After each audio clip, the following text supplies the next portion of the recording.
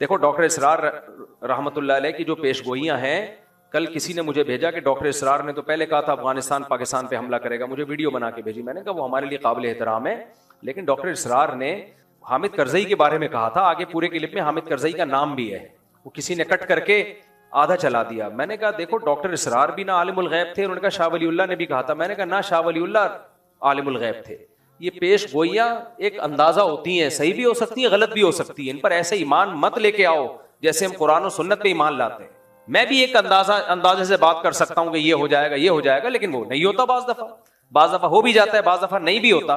तो बाज बातें डॉक्टर इसरार ने की थी, वो नहीं हुई पूरी, वो उन्होंने की थी लेकिन नहीं हुई पूरी। बात की है जो हो गई पूरी। तो इंसान को इंसान रहने दो, उसको पैगंबर बना के बुजुर्ग, ऐसा बुजुर्ग बना के कि वो पेशगोइयां कर रहा है, होती चली आ रही हैं, ये मत करो ये काम। लोग कहते हैं वो तो हदीसों से पेशगोइयां कर रहे हैं। हदीस से पेशगोई मुमकिन ही नहीं है, क्योंकि हदीसों में किसी चीज का टाइम मेंशन नहीं किया गया है। और ये मैं अपनी तरफ से नहीं कह रहा, ये पहले लिख चुके हैं उलमा और मुहद्दिसीन। चूंकि तारीख में देखा है उलमा मुहद्दिसीन ने कि हदीसों से लोग ताने बाने मिला के एक प्रिडिक्शन करते हैं, एक पेशगोई करते हैं, और फिर उसके हिसाब से माहौल बनाना शुरू कर देते हैं। हालांकि हदीस में उसका वो टाइम मेंशन नहीं होता। और फिर या तो उसके नाम पे कोई फसाद फैला देते हैं, या फिर सादा लोग जब देखते हैं कि ये होने वाला था लेकिन हुआ नहीं, तो उनका हदीसों से ईमान उड़ जाता है। तो इसलिए जो भी इस तरह के स्कॉलर्स गुजरे हैं, ये हैं स्कॉलर्स ही। इनकी बात को पत्थर पे लकीर समझ लेना। इसकी मिसाल ऐसे जैसे डॉक्टर इसरार ने पेशगोई की थी कि ग्रेटेस्ट इसराइल बनेगा, जो पूरा मक्का मदीना और ये सब चीजें, ये सब इसराइल में दाखिल हो जाएंगे। उनकी नीयत पे हमें कोई शुबा नहीं है, उन्होंने अच्छी नीयत से ही कहा, लेकिन ये बात गलत है। अगर आपने मान लिया ना कि ग्रेटेस्ट इसराइल बनेगा, तो ये उम्मीद की बात है या मायूसी की बात है? मायूस। इसका मतलब फिर वो छोड़ दें, जो वहां मुजाहमत कर रहे हैं वो छोड़ दें मुजाहमत। जब बनेगा तो क्या जरूरत है करने की? फिर तो डॉक्टर इसरार साहब की नीयत अपनी जगह, लेकिन इंशाल्लाह नहीं बनेगा, किसी का बाप भी नहीं बनने देगा उनको। ये स्टाइल होना चाहिए। कैसे बनेगा भाई? आपके मकान पे किसी ने धमकी दी कि मैं कब्जा करूंगा, तो पहला रिप्लाई आपका क्या होगा? तेरे बाप में दम में तो करके दिखा। लड़ना तो बाद में है, जाके केस वेस तो बाद में निपटेंगे बैठ के। और अगर वो कहे कि हदीस में आता है कि मैं कब्जा करूंगा, इसका मतलब उसने तो आपके हाथ पांव काट दिए। तो कितना ही नेक स्कॉलर हो, अच्छा हो, गलती हर इंसान से हो सकती है। मेरा मकसद उनकी जात को हदफ बनाना नहीं है। मेरा मकसद सिर्फ और सिर्फ ये बताना है कि हदीसों में किसी चीज को मेंशन नहीं किया गया टाइम को। इसलिए उलमा पहले ये सब हदीसों को एक्सप्लेन कर चुके हैं कि हदीसों में दो तरह की हदीसें मिलती हैं हमें। एक तो वो हदीसें ये करो ये मत करो, जिनमें ऑर्डर है कि ये करना है और ये नहीं करना, उन हदीसों को हमने फॉलो करना है। दूसरी वो हदीसें जिनका ताल्लुक है पेशगोइयों से, वो नबी सल्लल्लाहु अलैहि वसल्लम की नबूवत की दलील है कि आपने बताया ऐसा होगा, लेकिन टाइम नहीं बताया, तो बस इतना ईमान रखना पड़ेगा कि होगा। कब होगा ये नहीं बताया, लिहाजा उन हदीसों का अमल से ताल्लुक नहीं है कि उनको सामने रखकर हम प्लानिंग करना शुरू कर दें। ना ना ना ना ना ना, ये गलती नहीं करना। प्लानिंग उन हदीसों को सामने रख के नहीं की जाएगी, प्लानिंग ग्राउंड रियलिटी को सामने रख के की जाएगी। प्लानिंग जो की जाएगी ग्राउंड रियलिटी, आज की जमीनी हकीकत क्या कह रही है, असबाब क्या कह रहे हैं कि क्या करने से क्या रिजल्ट निकलता है असबाब की दुनिया में। असबाब की दुनिया में क्या किया जाए तो क्या रिजल्ट निकलेगा, तो उन असबाब को सामने रख के फैसला करना है। क्यों? नबी की यह सुन्नत है कि हमेशा फैसला किसको सामने रख के किया जाएगा? बोलो ना, असबाब को। तो इस्लाम असबाब इख्तियार करने का हुक्म देता है, असबाब से दूर नहीं करता आपको। जब तक मुसलमानों ने असबाब इख्तियार किए, दुनिया पे हुकूमतें की हैं। सुल्तान मोहम्मद फातेह ने तुर्की में, इस्तांबुल में, कुस्तुनतीनिया में जो किला फतह करना था, उसके लिए वो अपनी सफ में बुजुर्गों को भी लेकर गया जो दुआएं मांगेंगे। लेकिन इसके लिए बुजुर्गों को तो लाया है दुआएं मांगने के लिए, लेकिन उसने पहले अपने इंजीनियर्स को कहा कि इतनी बड़ी तोप बनाओ जो इससे पहले दुनिया में किसी के पास इतनी बड़ी तोप ना हो, जिसको लोग के बोले ये तोप है। कहते ना क्या तोप चीज है, क्योंकि इतनी चौड़ी दीवार है कुस्तुनतीनिया के किले की कि उस दीवार को छोटी मोटी तोपों से तोड़ना मुमकिन नहीं है। वो कह सकता था हमारे पास इतने बड़े बुजुर्ग हैं, नेक लोग हैं, इतना बड़ा लश्कर है, और नबी ने खुशखबरी भी दी है कुस्तुनतीनिया फतह होगा। आपने फरमाया सबसे बेहतरीन लश्कर वो होगा जो कुस्तुनतीनिया फतह करेगा। ये तो बता दिया आपने, लेकिन क्या मतलब बस हम चले जाएं फतह करने? क्यों? नबी ने कहा होगा फतह। भाई नबी ने डेट नहीं बताई है कि मोहम्मद फातेह के हाथ पे होगा या इससे पहले किसी के हाथ पे होगा। उसके हाथ पे होगा जो असबाब इख्तियार करेगा। 700 साल के बाद जाके ये पेशगोई पूरी हुई है नबी की। 700 साल पहले भी हमले हुए, नाकाम। क्यों? दुश्मन ज्यादा ताकतवर था और जो अटैक करने वाले वो दुश्मन के मुकाबले में कमजोर, हालांकि नेक थे। सहाबा, ताबीईन, तबा ताबीईन, इन्होंने भी हमले किए हैं। हजरत अबू अयूब अंसारी की कब्र है वहां कुस्तुनतीनिया में, मैं देख के आया हूं। लेकिन क्या भाई, दुनिया दारुल असबाब है। सहाबा ने कोशिशें की अपने लिहाज से, जो वसाइल इख्तियार कर सकते थे किए, नहीं हुआ फतह। सुल्तान मोहम्मद फातेह ने कहा क्यों नहीं हो रहा, इस किले की ऐसी की, इतनी चौड़ी दीवारें हैं ना उस किले की, उस दीवार की जो इस्तांबुल के गिर्द उन्होंने खींची थी रूमियों ने, या तो ये ईसाइयों ने थी या ईसाइयों से पहले हुकूमत थी फारिस की, ईरानियों की, जो मजूसी थे, आग परस्त थे। अब इसमें दोनों कौल मिलते हैं हमें, मुझे पूरी तहकीक नहीं है कि या तो ये मजूसियों ने बनाई थी पहले आग परस्त। दो ही बड़ी सुपर पावर गुजरी है ना भाई, एक ईरानियों की गुजरी है और एक मसीही। इससे पहले तो यहूदियों की थी। देखो, पहले यहूदियों ने दुनिया में हुकूमत की है, सुलेमान और दाऊद अलैहिस्सलाम के दौर में। हर जगह किसकी तहजीब नजर आती थी? यहूदियों की। सुलेमान अलैहिस्सलाम का ना पूरा हुदूद से आके खबरें दी हैं, मलका सबा है, वो मलका सबा को भी फतह कर लिया और वो फैलते चले गए। तो जो सुपर ताकत थी दुनिया में, जो सल्तनत कायम थी, वो किसकी थी?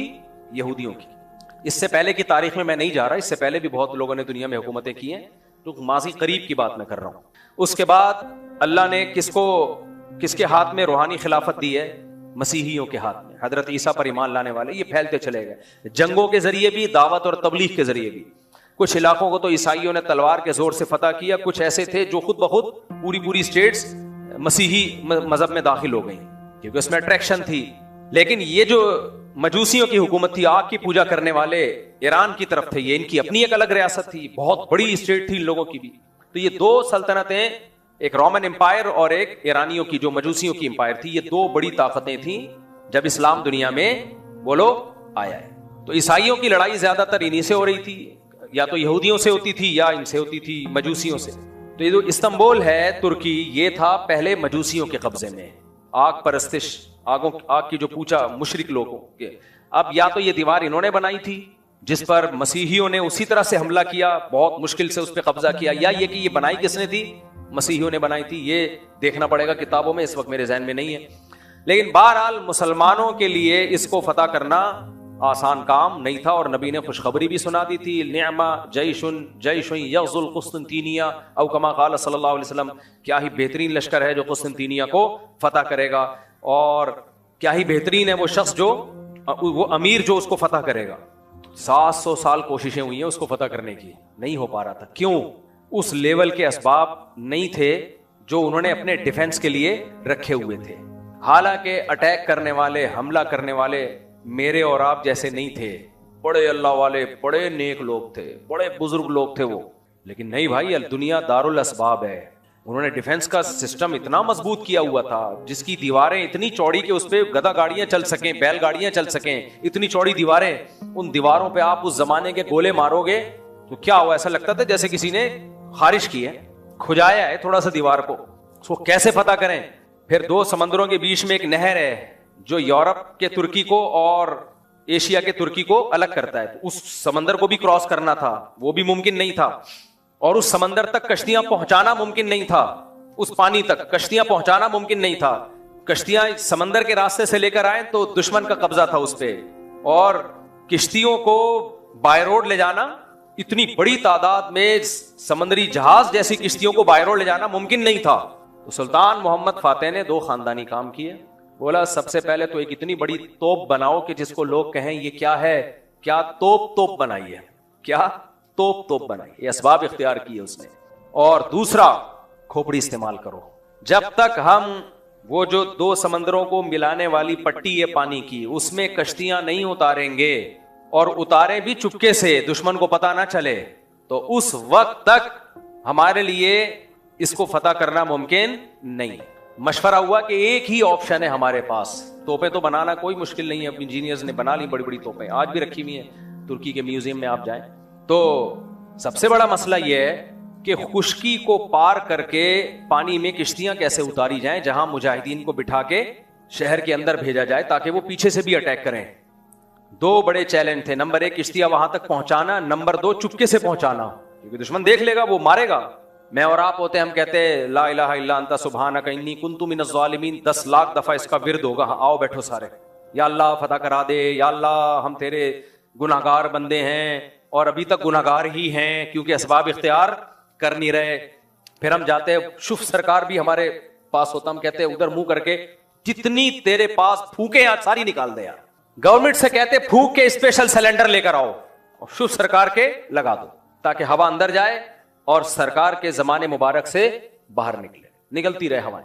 वजीफे का खुदा ना खास्ता मैं मजाक नहीं उड़ा रहा। ला इलाहा इल्ला अंता सुब्हानका इन्नी कुन्तु मिनज़ ज़ालिमीन, ये बहुत कारामत दुआ है। इस दुआ की बरकत से यूनुस अलैहिस्सलाम मछली के पेट से निकले हैं। मुसीबतों में ये दुआएं मांगनी चाहिए, ये वजीफा पढ़ सकते हैं, पढ़ना चाहिए, लेकिन पहले काम तो पूरा करो भाई।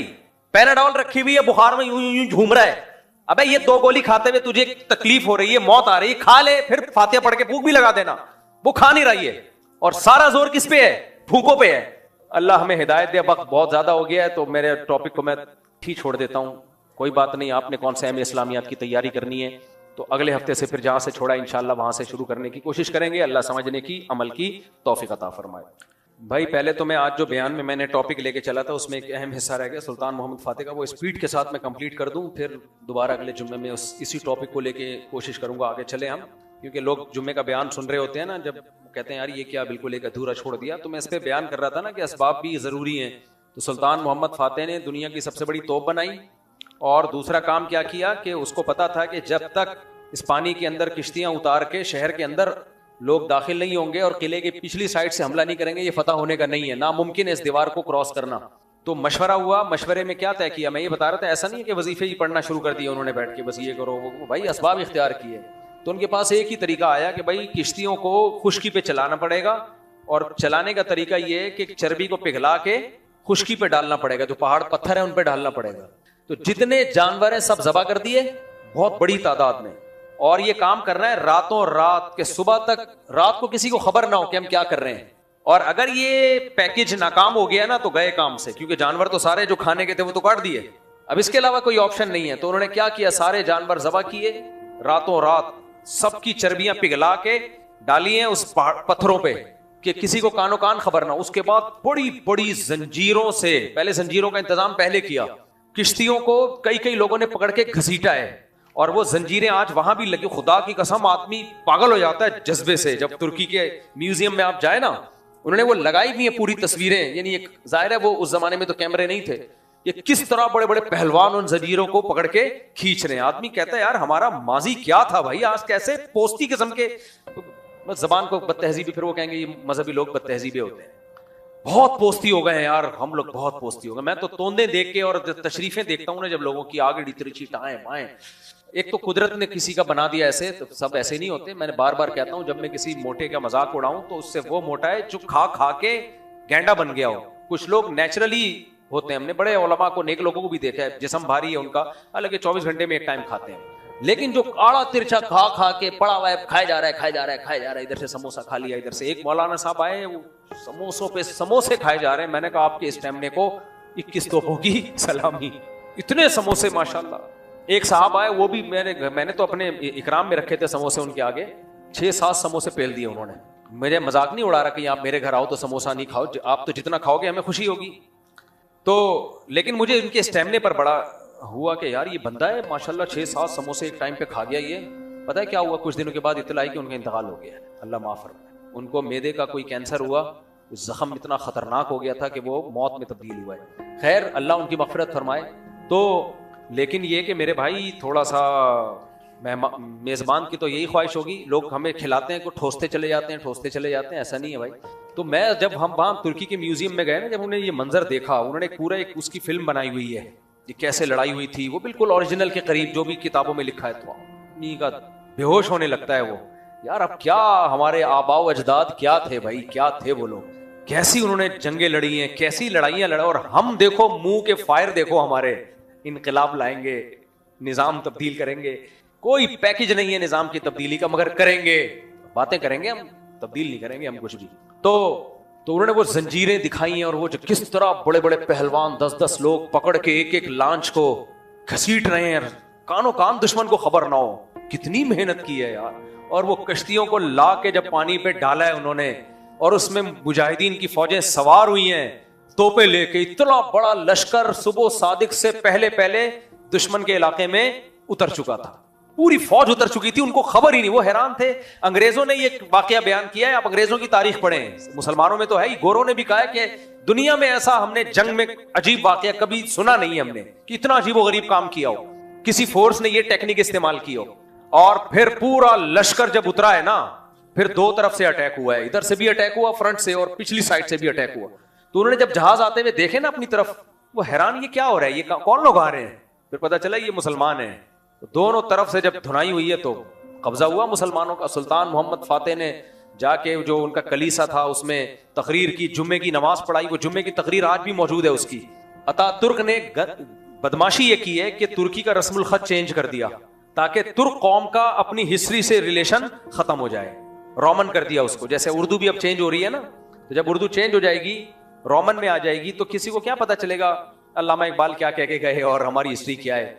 तो वो रोमन कर दिया, वो नई नस्ल बिल्कुल पता ही नहीं उसके हमारे बाप दादाओं के क्या कारनामे थे। अब तैयब उर्दुगान ने आके काफी कोशिश की उस रस्मुल खत को बहाल करने की, और वही, लेकिन वो प्रॉपर वे में निजाम की तब्दीली की प्रॉपर वे में कोशिश उर्दुगान ने की है। इट इज कॉल्ड कोशिश। ये नहीं कि हमारे यहाँ 2-3 पैंट्स पतलून में आए, कॉलेज में निजाम की तब्दीली पर बयान किया और 15-20 मौलवियों को गालियां देके चले गए। हमारे यहाँ निजाम पता है कैसे तब्दील होता है। स्कॉलर आएगा, इंग्लिश में ठिश ठिश मारेगा और कहेगा ये मौलवी निजाम की तब्दीली के लिए कुछ नहीं कर रहे, ये सब 2 नंबर है, इनको सिर्फ निकाह तलाक के मसाइल आते हैं, इस्तिंजा के मसाइल आते हैं, 2 नंबर, निजाम की तब्दीली होनी चाहिए। लोग कहते हैं जबरदस्त, अगली मीटिंग में हम आपसे मुलाकात करेंगे। लोग समझते हैं आपको कोई पैकेज आ रहा है, अगली मीटिंग में निजाम की तब्दीली का खानदानी किस्म का पैकेज। फिर आएंगे, देखो ये मुफ्ती तारिक मसूद को देखो शादियों पे बयान करता है तलाक। निजाम के सिस्टम की तब्दीली पे कोई बयान हुआ नहीं हुआ। इसका मतलब ये इसी कुफरिया जुमहूरी निजाम के साथ कंप्रोमाइज करके बैठ गए हैं। सरकारी दरबारी पिट्ठू ये सब मौलाना देखो सब ऐसे ही हैं। सिस्टम की तब्दीली की कोई बात नहीं करता, निजाम की तब्दीली की कोई बात नहीं करता। कॉलेज यूनिवर्सिटी के लड़के जोश में आते हैं, यार एक बंदा है जो इस निजाम को गलत भी कहता है और उसकी तब्दीली की बात भी करता है। एक ये है, 2 वहां पाए जाते हैं। बस जबरदस्त एकदम लड़कों को जोश आ गया, अगली मीटिंग में आपसे मुलाकात होगी। अगली मीटिंग में देखो इस मौलवी का फिर बयान आ गया, इस्तिंजे के तरीके बता रहे हैं, नमाज में सद्दा साहब के, निजाम की तब्दीली की कोई बात। मैं काफी दिनों से सुन रहा हूं, मैंने कहा शायद ये कोई तब्दीली का तरीका बताएंगे। भाई हमें तो 6 साल हो गए तब्दीली की बात ही कर रहे हैं। तो मेरे भाई ये मुंह के फायर हैं, कुछ भी नहीं है।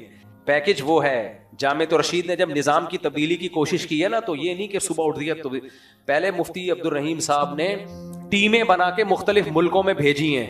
20 साल पहले मुझे याद है जामिया रशीद का वफद तुर्की गया था और तैयब उर्दुगान की तहरीक को पढ़ने के लिए कि इन्होंने किस तरह से तहरीक चलाई है, इस्लामाइजेशन की क्या कोशिश की है। उसके बाद मुख्तलिफ तहरीकों को पढ़ के उनको देख के एक निजाम की तब्दीली का एक पैकेज लेकर आया जामिया रशीद। आप दूसरा पैकेज ले आओ, वो कोई कुरान में थोड़ी लिखा हुआ पैकेज है, कोई भी लाए, लेकिन लाए तो ना, मैं ये कर दूंगा, हम यूं कर देंगे, हम यूं कर देंगे, इनकलाब लाएंगे। क्या कैसे लाओगे? तो पैकेज वैकेज किसी के पास नहीं है। तो इसलिए मैं कह रहा हूं अब जाके जैसे वो ये बैठे बैठे 4 शादियां करूंगा मैं, कैसे करेगा? शादी दफ्तर वालों से राब्ता करेगा या किसी के बेवा होने का इंतजार करेगा या ऑर्डर पे किसी को बेवा बनाएगा? क्या करेगा? कुछ लोग ऐसे भी हैं कि वो बेवा होने का इंतजार कर रहे हैं। मैं कहूँ यार किसी को बेवा होने का तो इंतजार में ये गलत तरीका है कि नहीं? खैर ये तो ज्यादा हो गई, लेकिन बातें करने पर हुकूमत की तरफ से भी कोई पाबंदी नहीं है, फेंकते रहो। तो जब भी कोई बात किया करे ना, उससे बोले कोई सूटेबल तरीका आपके पास है तो वो काइंडली पेश करें आप, जब तक नहीं है तो जो है फिलहाल उस पर गुजारा करें। तो हाँ खैर, सुल्तान मोहम्मद फातेह ने क्या किया, वो पूरी फौजें ले जाके जब दबा के हमला हुआ है ना, फिर जो इस्लाम आया है तुर्की में, तुर्कों की जो खिलाफत कायम हुई है 350-400 साल तक, बल्कि 600 साल तक चली है वो। दुनिया पे हमारी हुकूमत थी भाई। तो असबाब इख्तियार किए हैं, हवाई मुंह के फायर नहीं माने थे उन्होंने। तो पढ़े लिखे लोग थे उनके पास, इंजीनियर्स भी थे उनके पास, साइंटिस्ट भी थे, बुजुर्ग भी थे। सुल्तान मोहम्मद फातेह अपनी फौज में 2-4 बुजुर्ग भी रखता था कि यार इनकी दुआओं से भी अल्लाह की मदद आएगी। मादा परस नहीं था वो। जब तुर्की में अटैक के लिए गया है ना वो, तो बड़े बुजुर्गों को उसने बुलाया कि आपका हमारी फौज में रहना जरूरी है, आप सिर्फ मुसल्ला बिछा के दुआएं मांगोगे। लेकिन दूसरी तरफ इंजीनियर्स भी हैं, प्लानिंग भी है, सब कुछ है। हमारे यहाँ क्या है, फायरिंग है। मेरा भांजा है छोटा सा ना, बल्कि भांजे का बच्चा। हमारे यहाँ चूंकि खानदान में जल्दी शादियां होती है ना बच्चियों की, तो हम बहुत जल्दी नाने दादे बन जाते हैं। मेरी भांजियों की शादियां बहुत जल्दी हुई तो उनके भी बच्चे हैं, तो मैं उनका नाना ही लगा। क्या ख्याल है? तो मेरा पोता समझ, नवासा समझ लो आप, इतना सा है। तो वो हर वक्त पता है क्या करता है, जब भी उसके घर में जाओ, उसको अब्बा ने उसको बंदूकें दिलाई हुई हैं वो पानी वाली ना, और वो कुछ उसने कोई वीडियो देख ली फौजियों की लड़ाई वाली, बच्चे जो देखते हैं ना सारा दिन वही करते हैं, तो कार्टून उन्होंने देख लिए कोई फौजियों की लड़ाई वाले ना, तो सारा दिन हर वक्त ठियाओ ठियाओ ये करता रहेगा बैठ के, फिर आएगा यूं करके सलूट मारेगा जब भी जाओ ना घर में, फिर बंदूक उठाएगा ढियाओ ढियाओ ढियाओ जब भी जाओ। मैंने कहा भाई ये नफसियाती तो नहीं हो गया है, क्या कह रहे यार, ये कार्टून देख देख के ऐसा ही हो गया है। तो उस बच्चे के भी मुंह के फायर है, मुंह से भी बोल रहा होता है ठियाओ, जब बंदूक की आवाज नहीं आती तो मुंह से शुरू कर देता है ठियाओ ठियाओ ठियाओ ऐसे। मैंने कहा आज तो तूने बहुत बंदे गिरा दिए हैं भाई, बहुत बंदे मार दिए, बस कत्लो गारत का ये बाजार अब मजीद गर्म नहीं होना चाहिए। तो बच्चा है सब उसके हंस रहे होते हैं। तो ऐसे ही बहुत से स्कॉलर्स आ रहे हैं आजकल, मुंह से दबा के फायरिंग कर रहे हैं, जमहूरियत कुफर ठियाओ ठियाओ, और ये मौलवी लोग भी निजाम की तब्दीली की बात नहीं कर रहे, ठा ठा ठा 3 गोलियां मौलवियों को मार दी, और ये 2 नंबर हैं, ये जितने स्कॉलर हैं शादियों की बातें करते हैं, 2 गोलियां हमें मार दी। लोग एकदम जोश में आते हैं, अब पता नहीं क्या इनकलाब आएगा, एजेंसियां उनको उठा के ले जाती है, उनके सॉफ्टवेयर अपडेट करके वापस भेज, फिर आते ही पाकिस्तान जिंदाबाद और हम इस मुल्क के वफादार हैं। अबे तो कोई पैकेज लाओ खानदानी किस्म का यार, सूटेबल पैकेज हो, बातें ना हो।